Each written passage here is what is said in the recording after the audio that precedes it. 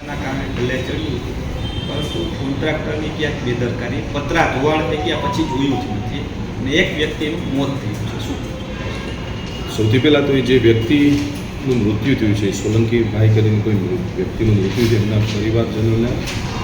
સાંત્વના હું પાઠવું છું અને એમના દિવ્ય આત્માને ભગવાન મહાદેવ શાંતિ આપે એવી હું ઈશ્વરની પ્રાર્થના કરું છું.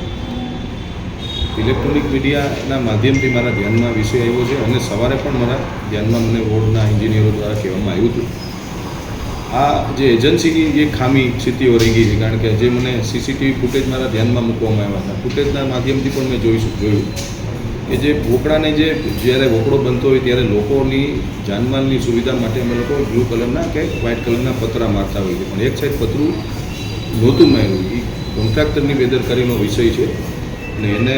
પેનલ્ટી પણ મારવાના છીએ અને એની ઉપર શિક્ષાત્મક પગલાં કાયદાકીય જોગવાઈ મુજબ કેવી રીતે લઈ શકાય એનો અભ્યાસ કરીને એ કોન્ટ્રાક્ટરને એની ઉપર કાયદાકીય પગલાં પણ લેવામાં આવશે